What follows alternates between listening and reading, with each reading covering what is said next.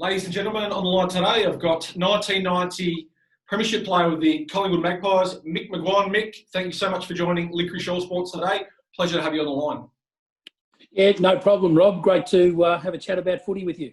Yeah, definitely, mate. Now, look, it's been a long and tedious year, mate. The Hubs was the go-to in 2020. We've got two remaining sides left, so we're going to preview the big game at the Gabba on Saturday night between Richmond and Geelong. It's been a long year. How have you seen the year just in general, and how do you think the AFL has, I guess, produced the season that was? Oh, I think they've done an incredible job, the AFL, because of the adversity a lot of clubs and individuals have had to face. The clubs themselves have had to make hard decisions on a lot of individuals' futures at those football clubs to cut costs to obviously survive. And a lot of good people have been lost to the industry because of that. But to keep the game going, it's keep a lot of people employed. The players get a slice of the pie. The broadcasters are obviously bringing the great game to our lounge rooms, albeit not normal, in a different way, to hear our commentators commentate from different states, McGuane and Taylor, for example, one in Adelaide, one in Melbourne, and not their lives, been a new experience for them. But I think a lot of people have still kept their jobs that are aligned to the football, the AFL product, because of the print media, which is such an important part of bringing ideas, bringing concepts, bringing really strong debate, bringing interviews to the lovers of football clubs.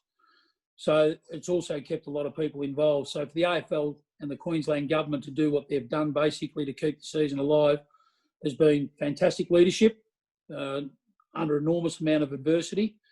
And on the back of that adversity, I think it's created a lot of opportunity for young people to become better people, knowing full well that the world we live in is not always rosy. Yeah, well said there, Mick. Now, you just mentioned the various media outlets and how important that is to keep the game, I suppose, for the general AFL pundit to, I suppose, be responsive to the game. And yourself, what are you up to these days? I do believe you're doing a little bit of work with the Herald Sun and other media outlets. So tell the listeners a little bit about what you're up to in 2020 as far as the AFL media spectrum goes. Yeah, I'm doing a fair bit of work with the Herald Sun at the moment, and I'm loving that experience because it's giving me some challenges on a week-to-week basis, but also because I love the game of footy and its products so much and try to go to probably angles that journalists don't go to, and that's no disrespect to them. It's just because we've played the game at the highest level, we've coached it at the highest level, we're coaching locally. So to understand how players think in the heat of battle is probably an insight that I'm trying to give to the viewer, to the reader, but also doing a bit of work with the Daily Telegraph in Sydney, concentrating on the Sydney Swans and GWS because of location, and do a little bit of work with RSN, which has been a breakfast show, which has been a radio station that I've had a great history with, working with Michael Christian, an ex-teammate, premiership teammate of mine at Collingwood. We did that probably for 7 to 9 years, delivering the news in all spectrums of sport, not just AFL footy, but the AFL landscape, because that's my first love. When asked to do some creative writing with the help of a couple of ghostwriters, has been really intriguing, and it's thought-provoking and challenging to come up with what people would like to read, because it's all about probably subscriptions. It's all about the number of views you get online. The digital type of setup that it is so important, as opposed to the old Herald Sun where you go down to the local newsagent and buy the Herald Sun for $2. We have both platforms covered now, but that is new to me because I'm still a paper person. Yeah, definitely. It's all about the online clicks these days. That's how it works. That's how the media outlets make their money. Now, Mick, Geelong v Richmond, it's been an intriguing final series. Both those sides lost in week number 1 of the finals. Brisbane had a triumph, it's 15-point victory over Richmond. And all pundits were questioning, can the Tigers, I guess, rebound in the hub scenario? They had to do it the hard way. Same as Geelong. They lost to Port Adelaide by 15 points also in the opening week of the finals. And both sides not only have exceeded expectations, they really pushed their opponents to the sword, especially Geelong and Richmond in an absolute thriller at Football Park, or should I say, down at Adelaide on Friday night, 6 points. So How do you see those results going and the whole final series in general after both those sides lost their opening qualifying finals? Yeah, it's funny you say that in the way you did, because probably 8 weeks ago, Rob, I was quite confident the two best teams, irrespective where they were on the ladder, was still Geelong and Richmond. Okay. And you have to have a bit of a crystal ball type vision, I suppose. And we were asked who would play off way back then.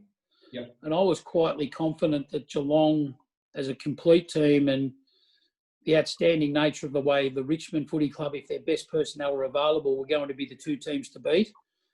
And I probably put my head on the chopping block at that period of time when Port Adelaide were on top of the ladder. They were playing really strong footy. I sort of said I didn't think they could win it this year because I was concerned a bit about their aggressive defence and their undersized defence to play on some of the key forward monsters of the competition. And even though it was a wet night against the Tigers, I just felt they looked like threatening when they went forward more than what Port Adelaide did, not only because of the strong defensive structure that Richmond's got in place, but also the use of Nankervis on that night. And he was probably the hero late in the game, and the way he got in front of Dixon and Marshall and Laddams, but also to mark the footy and not bring the ball to ground, because with a wet footy, you expect Rosie and Butters, Robbie Gray, these types of players to get to work at ground level. And for Nankervis to play the role he did that night was absolutely fantastic. And that's probably a main reason as to why they've advanced to a grand final berth. Geelong, on the other hand, I watched that game post-event 3 times, just with my work with the Herald Sun, to make sure my eyes were pretty much of the view that they were not too bad that night. And I didn't read into the Chris Scott losing another final discussion. I thought they were really good in the first half.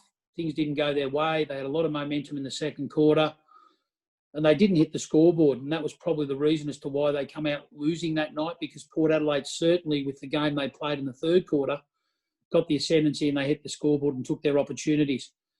So when they got the opportunity to go again, which they did against Collingwood on the back of Collingwood's magnificent victory against West Coast, I also, even though I'm a Collingwood man at heart, I just felt I was really concerned whether, one, they could come down from that emotional roller coaster of that victory.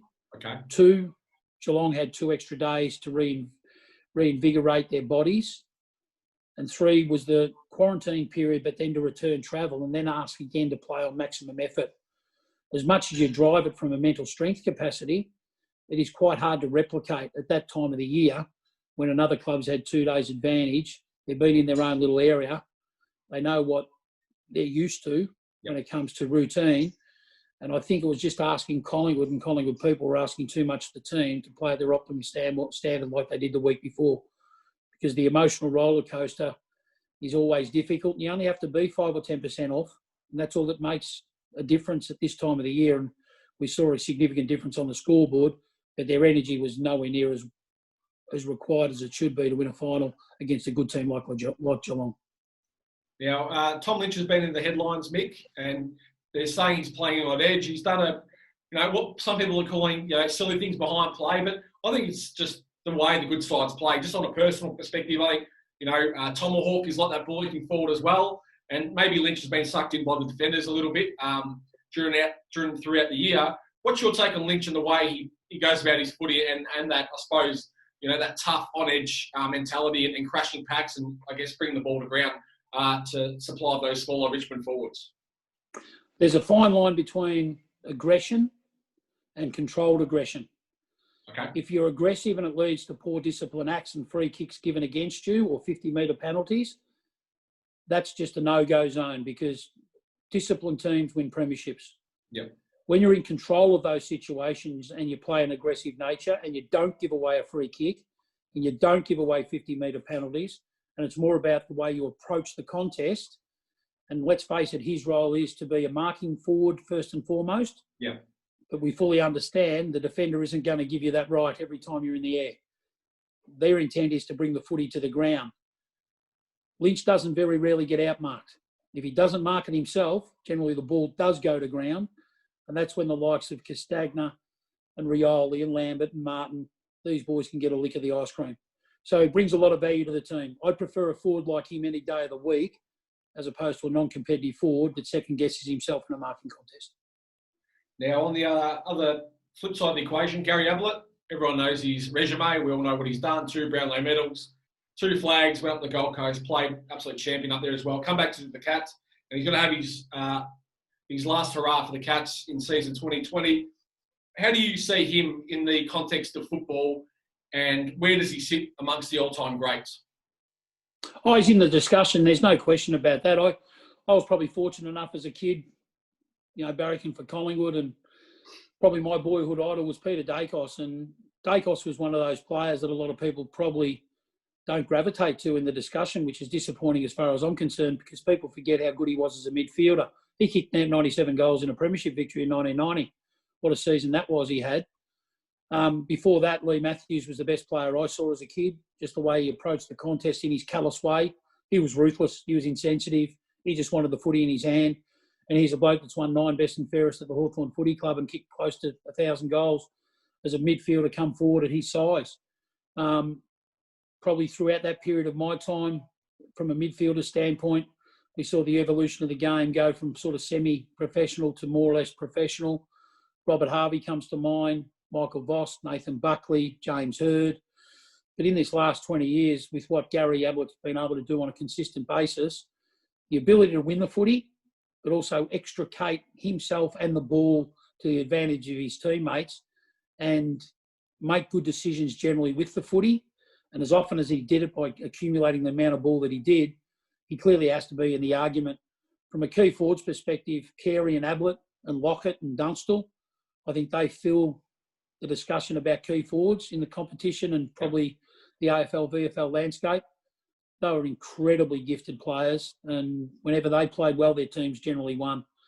So when you're comparing a midfielder to a key forward's always dangerous, but I've always sort of said from where I sit, Matthews has been the best I've seen growing up, but also hearing him talk about footy when he coached me for 10 or 11 years. But also Gary Ablett recently could be in the midfield discussion, but when you're talking key forwards, it'd be Gary Ablett Senior or probably Wayne Carey just in front of Lockett and also Dunstall.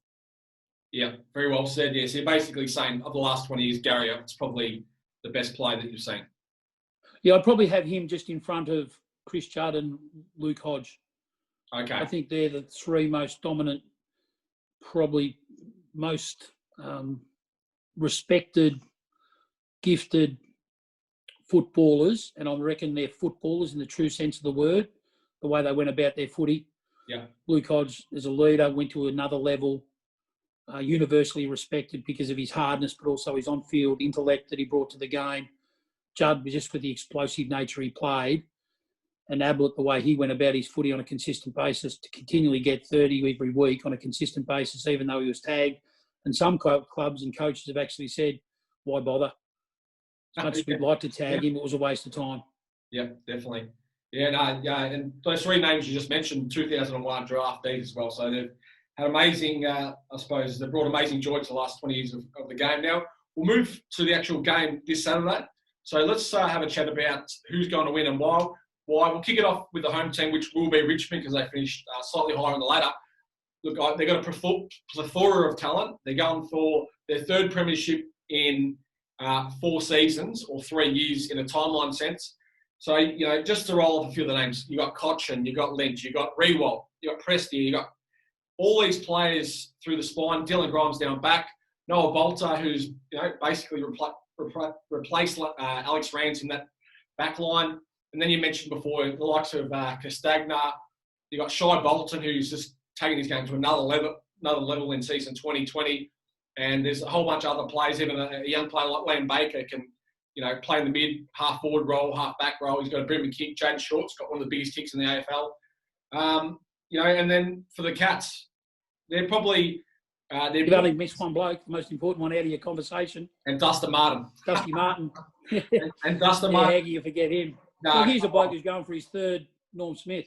He's going for his 3rd. He's a big occasion player. He just loves the big stage and he's proven it on it. And then for, I guess, the flip side, Dangerfield, Tom Stewart can play a role, Hawkins, Gary Ablett, the swan song, Harry Taylor down back. So all these guys are over the age of like 30-ish. Joel Salwood, the absolute champion that he is for the Cats. So, you know, I mentioned all these players. So, Mick, in your own words, who's going to win and why? I think it's going to be an outstanding contest. And let's face it, Rob, I'm hearing that there might be thunderstorms on Saturday night for the grand final, which won't be good from a spectacle. But what it will do, it'll make it a body game. Who does that suit? I'm really not too sure, to be honest. We know that the Cats have got some big-bodied midfielders who are in fantastic form, but so have the Tigers. The Tigers historically haven't been a good contest clearance stoppage team. But in their last two finals against St Kilda and also last week, when they dismantled the midfield group of Wines and Boak and Robbie Gray, Tommy Rockcliffe, they were absolutely fantastic at a facet of the game that we haven't seen them great at this year. I think they've had 4 clearance wins for the year in terms of differential, us versus them. Yep. And 2 of them have come in their last 2 finals, which is a huge anomaly because they rely on a turnover game to score. Right now, they're been a fantastic stoppage team, winning clearance and scoring on the back of that domination of territory. So good on them to have a different mode to bring to a grand final, which is a little bit different. And they'll have to be at the top of their game because, let's face it, the Cats were super aggressive around the contest against the Brisbane Lions. Lachie Neale's Lions, these types of boys, Berry, Zorko, they had no match for them in the centre square. Yep. They dominated territory. They got to work. They won first possession. They chained it out of stoppage so easy to get really effective looks for their forwards. And I think this is where the game will be won and lost. The ruck duel is going to be intriguing. The positioning of Dan Curvis, he'll push back in front of Hawkins. How Geelong use the ball going inside 50 is going to be critical.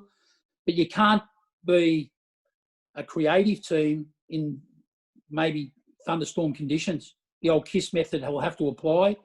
They'll have to surge it forward. They'll have to kick it forward. They'll have to get it in deep, come in behind their attack to squeeze the ground. Yeah. So their style of tempo control might be tested with a wet footy. And this is where we might see a real simplistic brand in the view that Geelong like playing kick mark.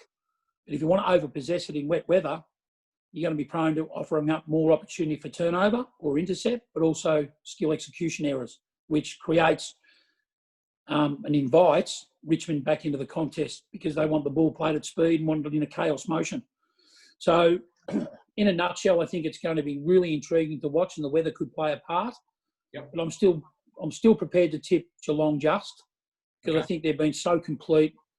I reckon Chris Scott's leadership has gone to a new level inside the hub, and it was challenging for everybody to accept that they would be challenged in a lot of various ways this year, either disconnected from your family, your wife, your girlfriend, even if you've got young children. That's always a bit of a mindset challenge, and some players can accept that it is, and some people really struggle with it. But you need strong leadership within those 4 walls in those hubs, and from my understanding, Chris Scott's been absolutely outstanding, how he's empowered, how he's delegated, how he's created a real inclusive atmosphere to make sure you bring really a unique togetherness in this 100-day period that they've been away from Victoria. So in a nutshell, I think Geelong is still my favourite team, but I wouldn't be surprised if the Tigers won their third in 4 years. And you mentioned Geelong, so look, very well said just there. And I just want to ask you on a couple of players such as like Gyron Myers and Mitchy Duncan. I think, just in my own perspective, the way I watch the Cats and everything you just said about the Cats, 100%, it turns into a bit of a dogfight depending on the weather, where the footy kind of thing. I think those are 2 players that might have real influential, style and pace on the game. So on those 2 players, do you think they can? We know what Mitch Duncan do, and Mitch Duncan can do, and Gyron Myers, he's a young and upcoming player, so they could have big games to really turn the result for the Cats. Yeah, Myers was really disappointing against Port Adelaide, I thought, but his last 2 games have been quite good. I'm not sure whether a real wet night would suit him, to be honest. Lightly framed, it might be more a body contest game. You know that the Richmond defensive group won't give you much time and space on the ball, and they're a body defensive team. They love contest. Floston, even Bakey, you mentioned earlier, short plays with some real competitiveness. We know Grimes is a super competitor. The big blokes, Bolter and Asprey, who play there, they're super competitive when it comes to contact work. The probably most creative one that doesn't get involved in a lot of single one-on-one defensive probably chains is probably Basher Hooley. Give him the footy. He can kickstart our offence. He distributes the ball really well. So they'll try to free him up as much as possible. But the other one in Duncan, I've got great admiration and respect for Mitch Duncan, the way he plays his footy. How Collingwood allowed him to get 30 possessions, 12 uncontested marks, over 400 metres gained was just incredibly disappointing from where I sat. Yeah. I know a lot of clubs talk about system and we play to our system. But if a damaging player from the opposition team is getting hands on the ball, I think there's a real opportunity to say, well, our system's not working. It's not curtailing the influence of this player on the game. Maybe we have to give him some serious attention. And that could be the discussion with Paddy Dangerfield or Mitch Duncan or Dusty Martin or even a Trent Cotchin this week. Sometimes there is room for some player to be physically and mentally challenged in a grand final. We saw it in 2018. Collingwood got it wrong early with Greenwood going to Yo. It was Luke Shuey that got off the chain, and he was the one that turned the whole dynamic of that West Coast Eagles surge back within the game after Collingwood's strong start. Yep. His ball-winning ability was on show. His ball usage was outstanding. And you don't want good players who win it but also use it because they're so damaging with ball in hand. And one last one. If your tip is Geelong, and you've given a great reason as to why you think they're going to win in a close one, now if Richmond can win the grand final, where do you see their team as a collective? So that means they'll win 3 out of 4, and it means that they've made four prelims in a row. Where do you see them, compared to the likes of the dynasties such as Hawthorn, 08, 13 to 15, the Brisbane Lions, and also the Geelong reign from 07 to 2011. So where would they sit amongst those modern great sides and, throughout the history of that VFL/AFL? Yeah, I find it always hard to probably have an opinion about comparing eras and teams from different periods of time because the game evolves so much and it's a different game to what it was probably even 5 years ago, what we're currently watching. But this year with the asterisk that will probably be tagged to it is a special one to win because it's down to 2 and there's 44 players out there now that have got a chance to make themselves the best 22 in a year that has tested a lot of people physically, emotionally, spiritually. Some clubs have played 4 games in 13 or 14 days just to make the fixturing work. That in itself is a challenge. And Geelong was one of those clubs that had to overcome that adversity. This is a special premiership to win.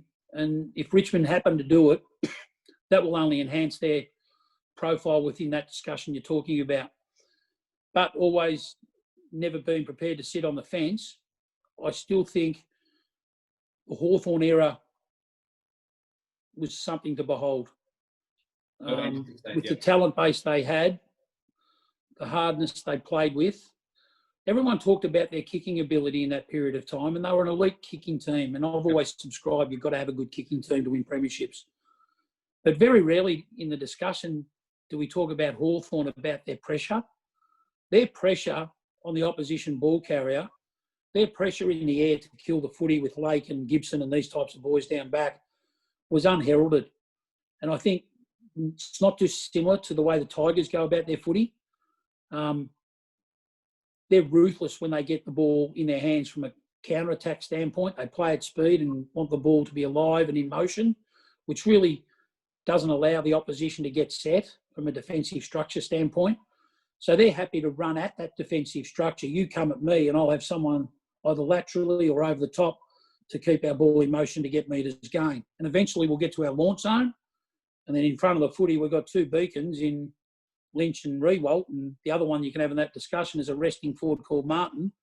And when isolated in the goal square, of which Cola Jasny will probably be thinking right now, that's going to be me, they're the challenges that you have to defeat because of the way they play. But if they do win this premiership on the weekend, they'll clearly be in the discussion with Brisbane and also the Hawks of 13, 14, 15. Yeah, very well said there, Mick. And look, we'll just go back the timeline. One last one. 1990, Collingwood premiership player. We're talking 30 years ago, and as you mentioned, the game's changed a hell of a lot since 1990, but it was a drought breaker for the Pies back in 1990.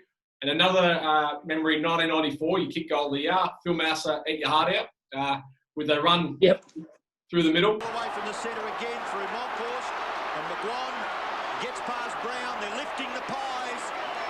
sense it. First 15 minutes ordinary, but since then they've been good. McGuane's had 5 bounces, nearly get another one. Round he goes, in he goes to an open goal. Phil Manassa, stuffed by Mickey McGuane, goal of the year. So those two memories I just mentioned then, won the 1990 flag and kicking that goal via the arch nemesis Carlton in front of a big crowd at the MCG. Where do those, 26 years on and 30 years on respectively, where do those memories sit inside your mind, Mick McGuane? Oh, to be honest with you, Rob, that the individual goal gets asked quite often, and more so about when Collingwood and Carlton are about to play a home and away game or a final if it ever eventuates again. Yeah. But to be perfectly frank, mate, it's one of those incidents that happens and you don't really think much of it at the time, and it only gets probably mentioned when someone asks me a question, to be honest. I'd much prefer to talk about the premiership because there was 20 players involved. It's unfortunate Darren Mullane, a real good mate of mine, is not with us to share those memories, and that was really trying for us as a group when he lost his life in the car accident. But he'll be remembered forever and a day as being a premiership teammate, a much-loved teammate. And when you talk about footy from an individual standpoint, whether you win a best and fairest or you play representative footy with state of origin or you're an All-Australian, it always pales into insignificance when you're talking about a premiership won. Yep. And this is why I think it's such an intriguing discussion around Paddy Dangerfield this week. If there's a missing part of his footy jigsaw, it's not having a premiership medallion around his neck.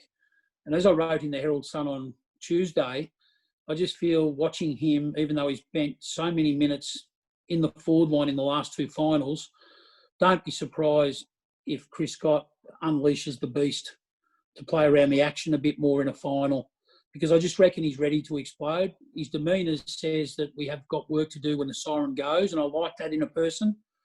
No use celebrating a preliminary final week. You've still got another 2 hours of footy that's going to be combative. There's going to be no holds barred. There's no point being not brave because you'll find out who is brave. And in the conditions that might be at front and centre for the players to be challenged with on the weekend, you'll need brave players. And Paddy Dangerfield's got that opportunity now to elevate his game to another level in a grand final to get that much treasured premiership medallion around your neck. And that's the interesting subplot within this grand final, I think. So, yeah, you said it in a nutshell. So any day of the week as a former AFL player, you prefer a flag than any individual award that you could ever Without win. doubt. Without doubt. And you hear a lot of the Brownlow medalists say that. That's what all 3 Brownlows, Bobby Skilton said for a flag. He'd trade all 3 in just to win a premiership. So, well, Mick McGuane, fantastic to have you on Licorice All Sports. Been a pleasure having a chat to you about this week's AFL Grand Final and a little bit about your own career. Pleasure to have you on, mate, and may the best team win. And I guess the Cats, well, they're a huge chance, and so are the Tigers. So there's all sort of subplotting stories left, right and centre depending on the result on Saturday night. Yeah, no, thanks very much for having us, Rob. Great discussion, and may the best team win, eh? Appreciate it. And Mick McGuane there, 1990 AFL Premiership player with the Collingwood Magpies. Thanks so much for joining. Thanks for watching. If you enjoyed that video, please make sure to give it a like. And if you want to check out some of my other videos, please make sure you click the subscribe button and give Winston Sports Media a subscribe and follow. Thank you so much.